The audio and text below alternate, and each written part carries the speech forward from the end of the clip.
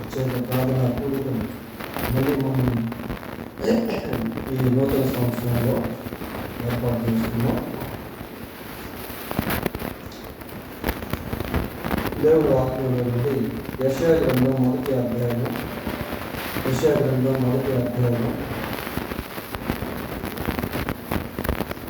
18వ వచనాన్ని చదువుకున్నాం. యెహోవా ఇలాగూ సెలవిచ్చుచున్నాడు, రండి మన వివాదము తీర్చుకొనుము. మీ పాపములు రక్తము వలె ఎర్రనివైనను అవి హిమము వలె తెల్లబడును, కెంపు వలె ఎర్రనివైనను అవి గొర్రె బొచ్చు వలె తెల్లని వడును. చాలా మంచి వాక్యం ఇక్కడ చూస్తా ఉన్నాం. యెహోవా ఈ మాట సెలవిచ్చుచున్నాడు అంటే దేవుడే స్వయంగా ఈ మాటలు చెప్తా ఉన్నాడు. దేవుడు తనకు తానే స్వయంగా మానవాళిని ఆహ్వానిస్తూ ఉన్నాడు. మరి దేవుడు మానవులను ప్రేమించుటలో God has the first step in love towards people. మనుషులను ప్రేమించుటలో దేవుడే మొదటి అడుగు వేశాడు. చూడండి, యోహాను రాసిన మొదటి పత్రిక 4వ అధ్యాయము 10వ వచనం చదువుకున్నాం. యోహాను రాసిన మొదటి పత్రిక, మనము దేవుణ్ణి ప్రేమించుమని కాదు, తానే మనలను ప్రేమించి so in love God has the first step towards people. ప్రేమించుటలో దేవుడే ప్రాథమిక అడుగు లేక మొదటి అడుగు వేసినట్టుగా మనం చూస్తాము. ఆయనే పిలుస్తూ ఉన్నాడు. ఈ పిలుపులో దేవుని యొక్క ప్రేమ అనేటువంటిది ఉంది. దేవుడు లోకమును ఎంతో ప్రేమించింది. అంతేకాకుండా God gave the first priority to compassion. దేవుడు కనికరానికి మొదటి ప్రాధాన్యత అనేది కూడా ఇచ్చాడు. మనుషులు దేవుని గురించి ఆలోచన చేయకపోయినప్పటికీ, మనుషులు దేవుని దగ్గరికి రాకపోతున్నప్పటికీ, మనుషులు దేవుని వైపు తిరగకపోతున్నప్పటికీ, దేవుడు మనుషుల పట్ల తాను దృష్టి నిలుపుట్లో ఆయన కనికరం అనేటువంటిది కనబడుతూ ఉంది. లూకా సువార్త 15వ అధ్యాయము, ఈ 15వ అధ్యాయంలో తప్పిపోయినటువంటి కుమారుని గురించిన కథాంశం మనకు కనబడుతుంది. మరి చిన్న కుమారుడు దూరదేశానికి వెళ్ళాడు, ఉన్న ఆస్తినంతా కోల్పోయాడు, అనాథగా మిగిలాడు. ఏం చేయాలో అర్థం కానటువంటి పరిస్థితి. తిరిగి మళ్ళీ తండ్రి దగ్గరికి వస్తూ ఉన్నప్పుడు చూడండి, ఒక మంచి దృశ్యాన్ని మనం అక్కడ చూస్తాం. 20వ వచనం చదవండి. వాడు ఇంకా దూరముగా ఉన్నప్పుడు తండ్రి వారిని చూచి కనికర. So God has given the first priority to his compassion for loving people. ప్రజలను ప్రేమించుటలో దేవుడు తన కనికరానికి మొదటి ప్రాధాన్యత అనేది ఇచ్చాడు. యెహోవా ఇలాగ సెలవిచ్చుచున్నాడు అనే దాంట్లోనే ఇవన్నీ కూడా దాగి ఉన్నాయి. ప్రేమించుటలో మొదటి అడుగు ఆయన వేశాడు. కనికరించుటలో ఆయన దానికి ప్రాధాన్యతనిచ్చాడు. ఇంకా చెప్పాలి అంటే God decreased himself to love people. ప్రజలను ప్రేమించే విషయంలో దేవుడు తను తానే పూర్తిగా తగ్గించుకున్నాడు. ఆయన ఎంతవరకు తగ్గించుకోగలడో అంతవరకు తగ్గించుకున్నాడు. ప్రియాలు చూడండి, ఫిలిప్పీలకు రాసిన పత్రిక 2వ అధ్యాయము ఫిలిప్పీ పత్రిక 2వ అధ్యాయము 6-7 వచనాలు చదువుకుందాం. ఆయన దేవుని స్వరూపము కలిగిన వాడై ఉండి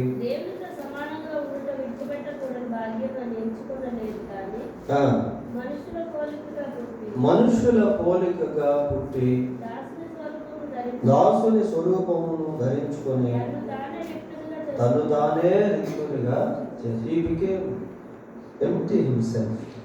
తను తానే రిక్తుడిగా చేసేసుకున్నాడు. అంతగా దేవుడు తగ్గించుకున్నాడు. దేవుని స్వరూపమైనటువంటి యేసుక్రీస్తు ప్రభు మనుషుని పోలికగా దాసుని స్వరూపమును ధరించుకొని ఏమీ లేనటువంటి వాడిగా ఆయనే చేసుకున్నాడు. చూడండి, ఒక్కసారి మనం దేవుని గురించి ఆలోచన చేసినప్పుడు, లేక ప్రపంచం దేవుని గురించి ఆలోచన చేసినప్పుడు, దేవుడు ఇంత కరుణామయుడా, దేవుడు ఇంత జాలి చూపేవాడా, దేవుడు ఇంత ప్రేమ కలిగిన వాడా అనే విషయము అర్థం. ఇక్కడ ప్రభువు మాట్లాడుతున్నాడు. యెహోవా ఈ మాట సెలవించుచున్నాడు, రండి మన వివాదము తీర్చుకుందాము. రమ్మని పిలుస్తా ఉన్నాడు. ప్రియులారా, ఈ పిలుపు ఎవరికి అని అంటే, ఈ అధ్యాయంలో ఒక భాగంలో ఇశ్రాయేలు ప్రజల గురించి చూస్తాం. ఇంకొక రకంగా చెప్పాలి అంటే యూనివర్సల్, అంటే విశ్వవ్యాప్తంగా ఉన్నటువంటి అందరికీ వర్తించేటువంటి విధంగా కూడా దీన్ని మనం చూడవచ్చు. ప్రియులారా, రండి అనేటువంటి గాడ్స్ కాల్, దేవుని యొక్క పిలుపు ప్రతి ఒక్కరికి కూడా ఉంది.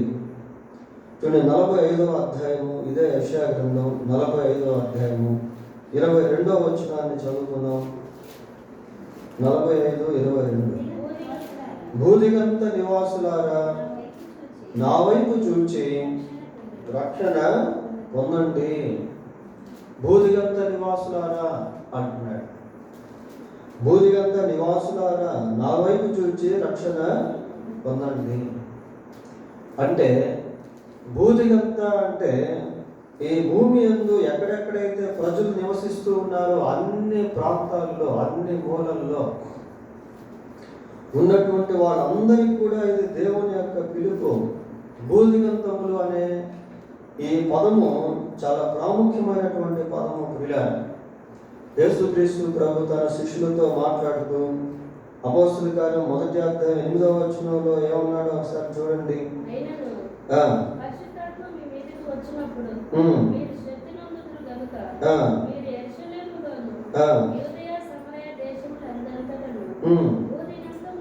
భూదిగంతముల వరకు నాకు సాక్షులై ఉందురు.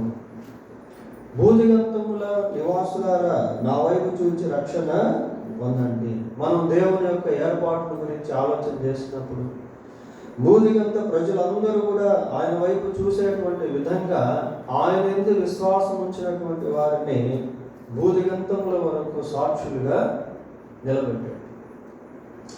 That is God's arrangement. అది దేవుని యొక్క ఏర్పాటు. ప్రియులారా, ఇంకా దేవుని యొక్క హృదయం గురించి మనం ఆలోచన చేస్తే చూడండి, మత్తయి సువార్త 28వ అధ్యాయము 19వ వచనం చదువుకుందాం.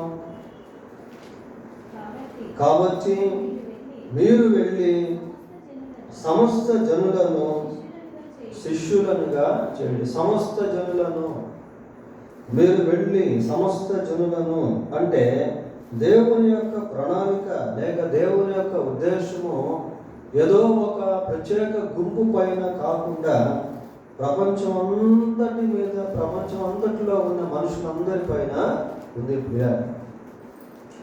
భూదిగంత నివాసులారా నా వైపు చూచి రక్షణ పొందండి. రండి మన వివాదము తీర్చుకుందాము. దేవుడు ప్రజలను చూస్తున్నప్పుడు ప్రజల యొక్క నిజస్థితి ఆయనకు కనబడుతుంది. ప్రజలు ఏ స్థితిలో ఉన్నారు అని అంటే చూడండి, యెషయా గ్రంథం 1వ అధ్యాయము 5-6 వచనాలు చదువుకుందాం. నిత్యము తిరుగుబాటు చేయొచ్చు మీరేలా ఇంకనూ కొట్టబడుతును. ఇక్కడ ఒకసారి ఆగుదాం. ఇది ఒక ప్రశ్నలా కనబడతా ఉంది. నిత్యము తిరుగుబాటు చేయొచ్చు, మీరేలా ఇంకనూ కొట్టబడుతురు. ఇంకనూ కొట్టబడుతురు అంటే ఇంకా కొట్టబడుతూనే ఉన్నారు. ఇంకా ఎందుకు కొట్టబడుతూ ఉన్నారు అంటే నిత్యం మీరు తిరుగుబాటు చేస్తూనే ఉన్నారు. అంటే ఆ తిరుగుబాటు అనేటువంటిది ఏదో కొంతకాలం జరిగేది, ఆగిపోయినటువంటిది కాదు. అది నిత్యము తిరుగుబాటు చేస్తూనే ఉన్నారు, నిత్యము కొట్టబడుతూనే ఉన్నారు. There is no remedy. ఒక ఒక పరిష్కారం అనేటువంటిది కనబడటం లేదు. ప్రతివాడు నడినెత్తిని వ్యాధి కలిగి ఉన్నాడు, ప్రతివాని గుండె బలహీనమయ్యను, అరికాలు మొదలుకొని స్వస్థత కొంచెమైనను లేదు, ఎక్కడ చూచినను గాయములు, దెబ్బలు, పచ్చి పుండ్లు, అవి పిండపడలేదు, కట్టబడలేదు, తైలముతో మెత్తన చేయబడలేదు. ఎక్కడ చూసినా గాయాలే, ఎక్కడ చూసినా పచ్చి పుండ్లు. తిరగా ప్రతివాడు అంటే అది యూనివర్సల్ వర్డ్స్ అది. అంటే విశ్వవ్యాప్తంగా ఉన్నటువంటి ప్రజల గురించి మాట్లాడుతున్నటువంటి మాట. నిజంగా దేవుడు ఈ భూమి పైన మానవులను చూసినప్పుడు ఆయన హృదయం ఎంతో తరుక్కుపోతా ఉంటాడు. మనిషి శాపం చేత, పాపం చేత బంధించబడి బాధించబడతా ఉన్నాడు. When God looked at the surface of earth, ఈ భూమి పైన ఉన్నటువంటి మనుషులను దేవుడు చూస్తూ ఉన్నప్పుడు ఆయన ఎంతో దుఃఖపడుతూ ఉన్నాడు, బాధపడుతూ ఉన్నాడు. ఎంతో మంది దయ్యాల చేత బంధించబడి బాధించబడుతూ ఉన్నారు. ఎంతో మంది రకరకాల రోగాల చేత పీడించబడుతూ ఉన్నారు. పాపములకు బానిసలైపోయినటువంటి స్థితిలో మనుషులు బ్రతుకుతూ ఉన్నారు. ఎంతోమంది నరహత్యలు, ఆత్మహత్యలు, పైశాచిక ప్రవర్తన కలిగినటువంటి వాళ్ళు, హింసింపబడేటువంటి వాళ్ళు ఈ భూమి మీద దేవుడు మనుషులను చూస్తూ ఉన్నాడు. పిల్లలు, ఈ భూమి మీద మనుషులను దేవుడు చూస్తూ ఉంటే ఆయనకి మనుషులు ఎలా కనిపిస్తున్నారంటే ప్రతివాడు నడినెత్తిన వ్యాధి కలిగి ఉంటారు. అందరినీ దేవుడు చూస్తూ ఉన్నప్పుడు ఆయనకు ఎంతో దుఃఖంగా ఉంది, ఎంతో బాధకరంగా అనిపిస్తూ ఉంది. Not only God looks at the surface of earth, he can see inside of the earth. పిల్లల దేవుడు కేవలం ఈ భూమి మీద ఉన్నటువంటి ప్రజల బాధనే కాదు, ఈ భూమి లోపల ఉన్న పాతాళంలో బాధపడుతున్న ఆత్మలను కూడా ఆయన చూస్తాం.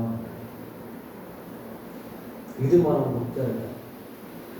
దీని గురించి మనం ఆలోచించాలి. పిల్లల, మనం కేవలం ఈ భూమి మీద ఉన్నటువంటి మనుషులను చూడగలము, కానీ ఈ భూమి లోపల పాతాళం అనేటువంటిది ఒక ప్రాంతము ఉంది, అదృశ్య లోకం అని. అక్కడ కోట్ల సంఖ్యలో ఆత్మలు ఉన్నాయి. దేవుణ్ణి ఎరగక, విశ్వసించక, పాప క్షమాపణ పొందక, పాపంలోనే ఉండి చనిపోయి పాతాళములకు వెళ్ళిపోయినటువంటి ఆత్మలు. మీ పాపము పాపము చేసిన వారిని పట్టుకొని. So God is looking not only the surface of earth, he is looking even inner earth, inside of the earth. దేవుడు కేవలం ఈ భూమి పైన మాత్రమే కాకుండా భూమి లోపల ఉన్న పాతాళాన్ని కూడా దేవుడు చూస్తా. సామెతల గ్రంథం 15వ అధ్యాయము, సామెతల గ్రంథం 15వ అధ్యాయము 11వ వచనం ఒకసారి చూడండి. పాతాళమును అగాధ కూపమును యెహోవాకు కనబడు. పాతాళంలో నిరంతర బాధ అనుభవిస్తున్నటువంటి ఆత్మలను దేవుడు చూస్తూ ఉన్నప్పుడు ఆయన హృదయం ఎంతో ప్రద్దలైపోతూ ఉంటుంది. అరే, నా ద్వారా సృష్టింపబడినటువంటి నరులు వీళ్ళంతా, నాపైనే తిరుగుబాటు చేసినటువంటి ప్రజలు వీళ్ళంతా, అయ్యో ఎంత దుఃఖం పడుతున్నారు, ఎంత బాధపడుతున్నారు, ఎంత వేదన పడుతున్నారు అని దేవుడు కూడా దుఃఖపడుతూ ఉంటాడు పిల్లలు. దేవుడు కూడా బాధపడుతూ ఉంటాడు. ఇక్కడేమో శరీరంలో బాధపడుతూ ఉంటే అక్కడ ఆత్మలు బాధపడతా ఉన్నాయి పిల్లరా. కాబట్టి ప్రభువు అంటున్నాడు, రండి మన వివాదము తీర్చుకోండి. ఇంకెలాగో పాతాళంలోకి వెళ్ళిపోయినటువంటి వారికి అవకాశం అనేది లేదు. భూమి మీద ఉన్నటువంటి వారికి అవకాశం అనేటువంటిది ఉంది.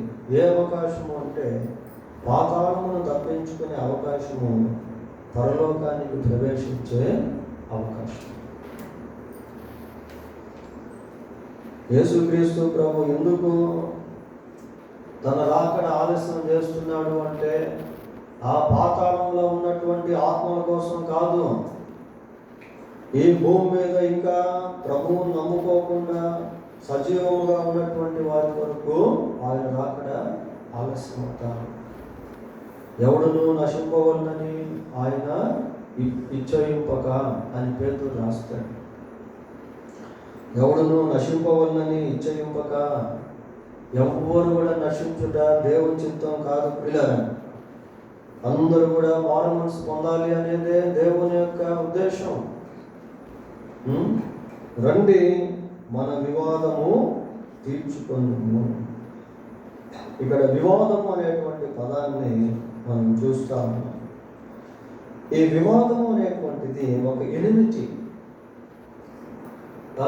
వివాదము అనేటువంటిది ఒక శత్రుత్వము. మనిషికి మధ్య అసమాధానం ఏర్పడినప్పుడు వివాదాలు అనేటువంటివి చోటు చేసుకుంటాయి. అలాగనే దేవునికి మనుషులకు మధ్య పాపము ఎప్పుడైతే ప్రవేశించిందో మనుషులు శత్రువులుగా మారిపోయారు. దేవుడు మనుషులను శత్రువులుగా చేసుకోలేదు, కానీ మనిషిలో ఉన్నటువంటి పాపము మనిషిని దేవునికి శత్రువుగా మార్చింది. దేవుడు ఎప్పుడు మనుషులను శత్రువులుగా చేసుకోవడం పిల్లలు. మనుషులతో దేవునికి వైరం లేదు. అయితే పాపం ఏం చేస్తుందంటే మనిషిని దేవునికి శత్రువుగా మారుస్తాడు. సైతాన్ ఏం చేస్తాడు అంటే మనిషిని దేవునికి శత్రువుగా చూపిస్తాడు, విరోధిగా చూపిస్తాడు. దేవుడు మనుషులతో వైరం ఉంచుకోవడం కట్ ఆఫ్. ఎప్పుడైతే మనిషి దేవునికి విరోధంగా జీవించాడో దేవునితో మనిషికి ఉన్నటువంటి సంబంధాలు తెగిపోతూ వచ్చాయి. ఇది ఎలా జరిగింది అంటే దేవుని నుండి జరిగింది కాదు, అపవాదం నుండి జరిగింది, పాపము నుండి జరిగాయి.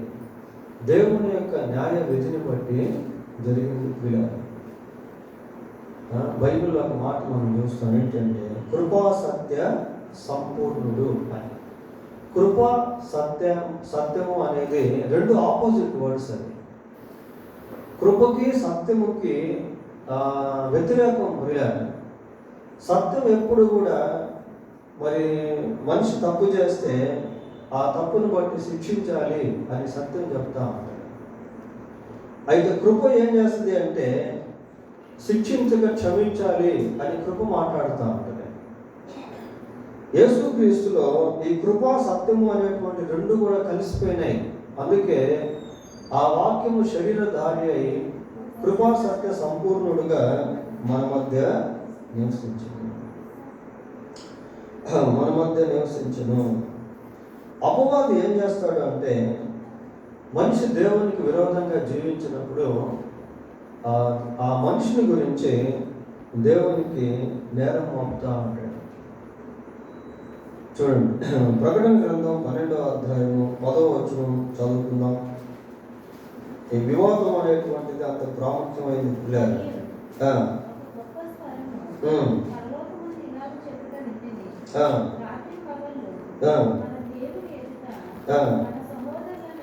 రాత్రి మగళ్ళు మన దేవుని ఎదుట ఎదుట మన సహోదరుల మీద నేరము మోపువాడైన అపవాది పడద్రోయబడి ఉన్నాడు. సహోదరుల మీద రాత్రింబగళ్ళు అపవాది ఏం చేస్తున్నాడట?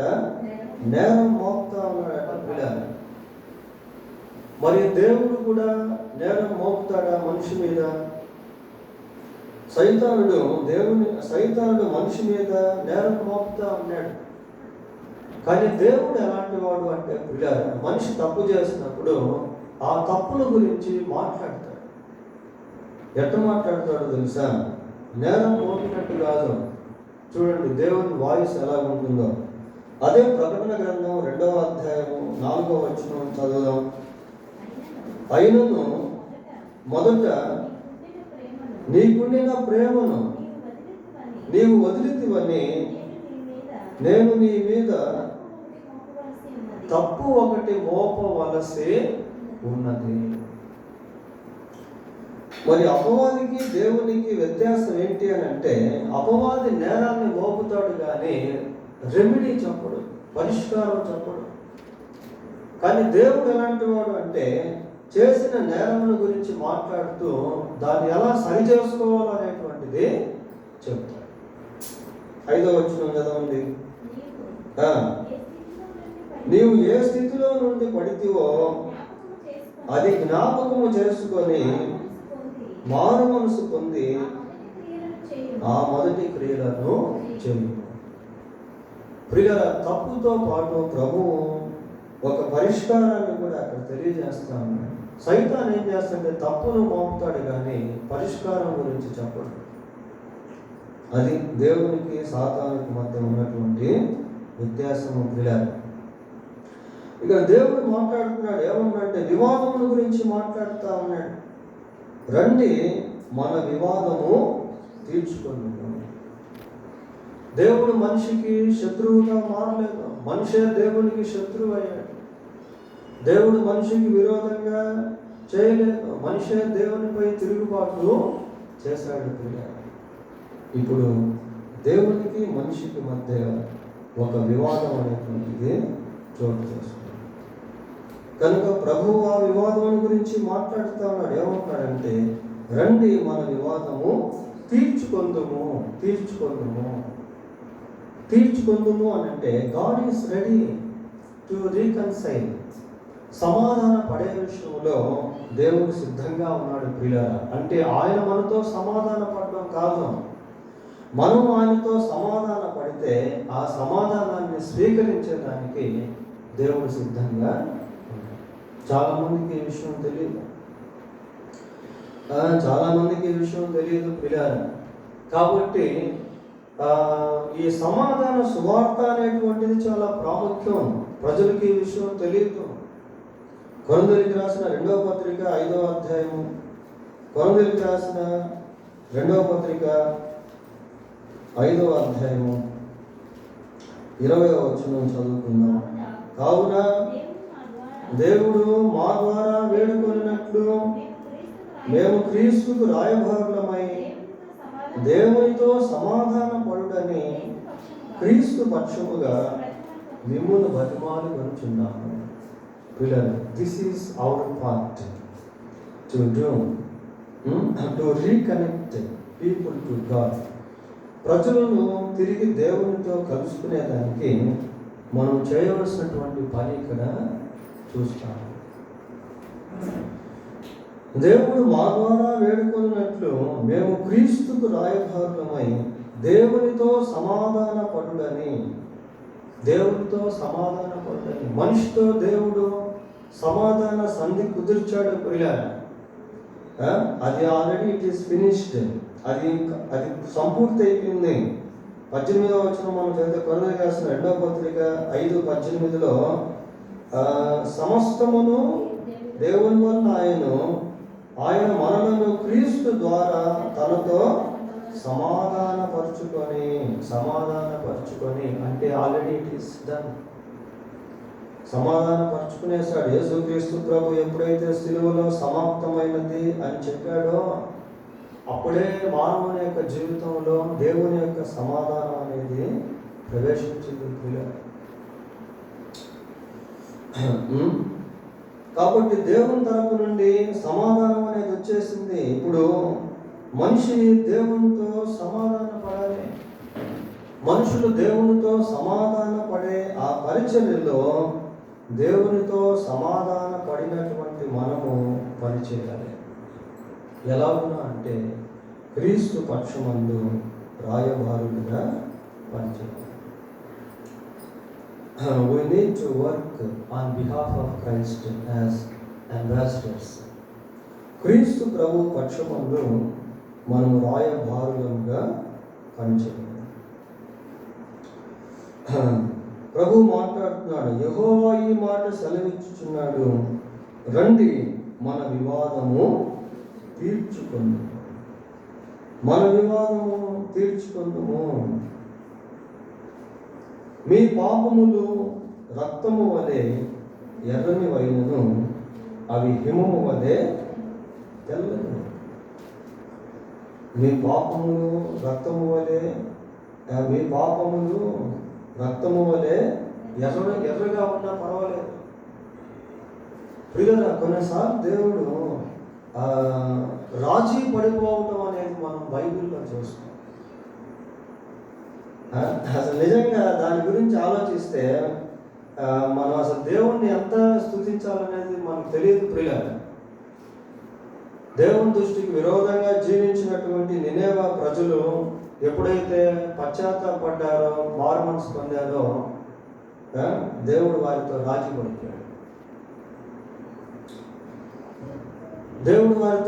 పడిపోయాడు.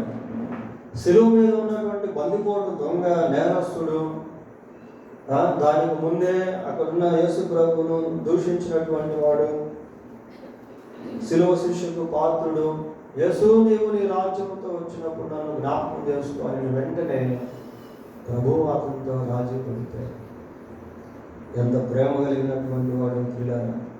తప్పిపోయినటువంటి కుమారుడు తిరిగి వచ్చి రాకముందే తండ్రి పరిగెత్తుతా ఉన్నాడు.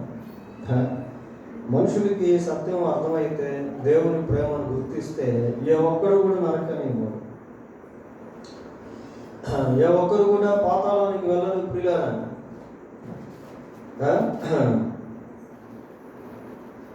మీ పాపములు రక్తము వలె ఎర్రనివైనా పర్వాలేదు, అవి తెల్లని అంటారు. కెంపు వలె ఎర్రగా ఉన్నా పర్వాలేదు, అవి గొర్రెబొచ్చు వలె తెల్లని అవుతాయి. చూడండి, దేవుడు ఎంత స్పష్టంగా పాపముల గురించి మాట్లాడుతూ ఉన్నాడు. పర్వాలేదు, మీరు పాపం చేసినా పర్వాలేదు, రండి నా దగ్గరికి, నేను మళ్ళీ మిమ్మల్ని పరిశుద్ధులుగా మారుస్తాను. మీ పాపములు రక్తం వలె ఎర్రనివైనా పర్వాలేదు, వాటిని నేను మళ్ళీ తెల్లగా చేసేస్తాను, హిమం వలె చేసేస్తాను, గొర్రెబొచ్చు వలె తెల్లవిగా చేస్తాను అనే విధంగా దేవుడు మాట్లాడుతూ ఉన్నాడు ప్రియులారా. ప్రకటన గ్రంథం 7వ అధ్యాయము, యోహాను రాసిన ప్రకటన గ్రంథం 7వ అధ్యాయము 13-14 వచనాలు చదువుకుందాం. తెల్లని వస్త్రములు ధరించుకొని ఉన్న వీరెవరు, ఎక్కడి నుండి వచ్చిరని నన్ను అడిగాను. అందుకు నేను, అయ్యా నీకే తెలియదనగా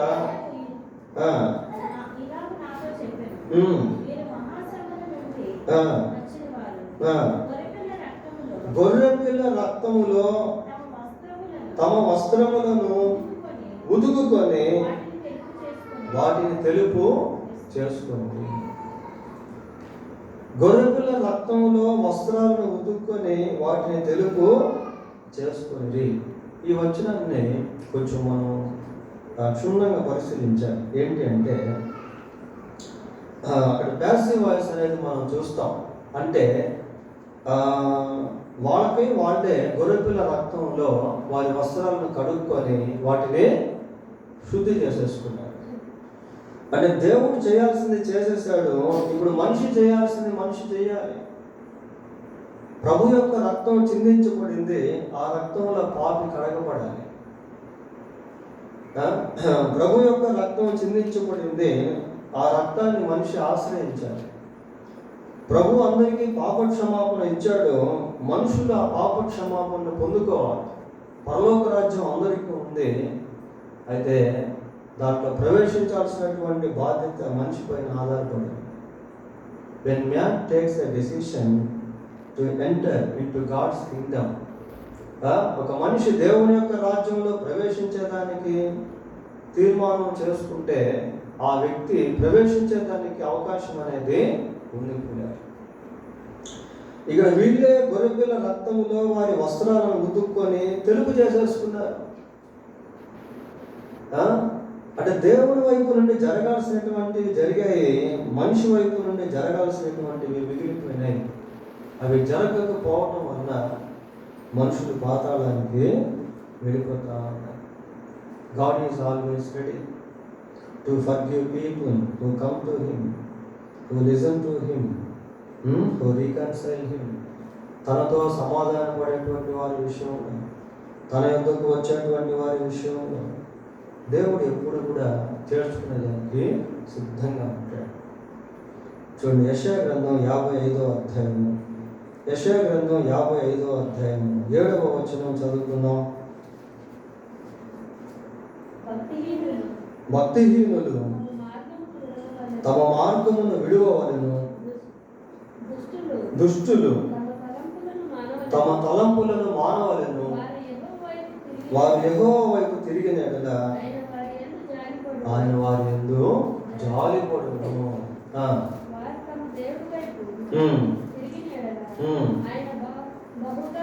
ఆయన బహుగా క్షమించును. తిరిగితే జాలి పడతాడు పిల్లలు, తిరిగితే క్షమిస్తాడు. రండి మన వివాదము తీర్చుకుందాము. మీ పాపములు రక్తము వలె ఎర్రనివైనను అవి హిమము వలె తెల్లబడు. దేవుడు జడ్జి చేస్తే, అంటే దేవుడు తీర్పునిస్తే దాన్ని ఇంకెవ్వరు కూడా మార్చేదానికి లేదు. ఇదిగో ఈమె నీతిమంతురాలు అని ప్రభు చెప్పాడు అనుకోండి, ఇదిగో ఈ వ్యక్తి నీతిమంతుడు అని ప్రభు చెప్పాడు అనుకోండి, ఇంకెవ్వరు కూడా అతన్ని పాపి అనేదానికి లేదు, అతడు అనీతిమంతుడు అపవిత్రుడు అనేదానికి లేదు. కాబట్టి ప్రియుల దేవునితో సమాధాన పడినప్పుడు సైతాను కూడా ఓడిపోతాడు. ఇక నేరం మోపేదానికి లేదు. మనం పాపాన్ని ఒప్పుకున్నప్పుడు దేవుడు క్షమిస్తాడు. దేవుడు క్షమించిన తర్వాత ఇక సైతానికి మన మీద అధికారం అనేది, పాపానికి మన మీద అధికారం అనేది ఉండదు, ఆ పాతాళానికి మన మీద అధికారం అనేటువంటిది ఉండదు. అదొక్కటి మనం చూసి ముగిద్దాం.